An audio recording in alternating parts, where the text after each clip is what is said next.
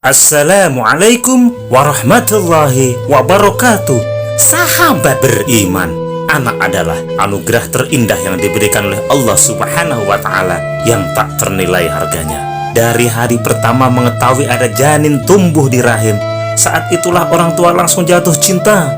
Selama 9 bulan, calon ibu menjaga kandungan dan ayah siaga menemani ibu serta si jabang bayi. Ketika anak lahir, orang tua memelihara dan merawat sembari berharap kelak anak menjadi pribadi yang baik saat ia dewasa. Namun, siapa yang tahu usia seseorang? Kun fayakun. Bila Allah Subhanahu wa Ta'ala sudah berkehendak, maka terjadilah. Kematian adalah takdir yang tak dapat dicegah.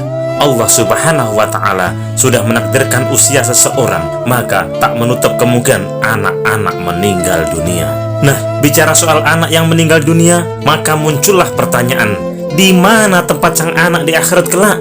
Apakah anak akan menjadi penghuni surga? Atau sebaliknya, anak akan menjadi penghuni neraka? Simak ulasannya dengan menonton video ini hingga akhir. Sebelum lanjut, bagi kalian yang belum subscribe, silahkan untuk menekan tombol subscribe terlebih dahulu. Aktifkan lonceng notifikasinya. Bagikan video ini kepada teman-teman kalian agar semakin banyak orang yang mendapatkan manfaat dari channel ini. Anak yang meninggal sebelum akil balik. Di dalam hadis yang sangat panjang, Rasulullah SAW menceritakan tentang mimpi beliau yang diajak oleh 2 malaikat. Mimpi itu merupakan kejadian nyata yang dialami penghuni kubur sebelum nanti menghadapi hari penghisaban. Di dalam hadis itu, ada salah satu bagian yang menceritakan tentang sebuah taman yang di tengahnya ada sebuah pohon. Di bawah pohon itu ada seorang lelaki yang dikelilingi oleh anak-anak. Ketika Rasulullah SAW menanyakan kepada malaikat yang menemaninya perihal mimpinya, mereka menjawab, sedangkan orang tinggi yang berada di dalam taman adalah Nabi Ibrahim alaihissalam. Adapun anak-anak yang ada di sekitar Ibrahim alaihissalam adalah setiap anak yang meninggal dalam keadaan fitrah. Sebagian kaum muslim berkata, wahai Rasulullah, apakah juga termasuk anak-anaknya orang-orang musyrik? Beliau menjawab, ya, juga anak-anaknya orang-orang yang musyrik. Hadis riwayat Imam Bukhari. Mayoritas ulama berpendapat bahwa mereka berada di surga. Bahkan Imam Ahmad menyatakan bahwa hal ini merupakan ijma' atau kesepakatan para ulama.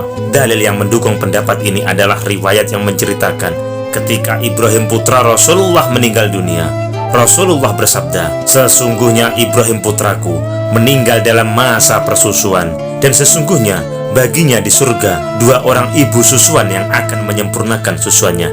Hadis riwayat Imam Muslim. Selain itu, Rasulullah SAW pernah menjelaskan bahwa anak keturunan muslim akan masuk surga. Itu merujuk kepada anak-anak yang meninggal saat belum balik karena mereka terbebas dari dosa. Sungguh, anak keturunan dari kaum muslimin masuk surga. Ibrahim alaihissalam akan mengasuh mereka. Hadis riwayat Ahmad.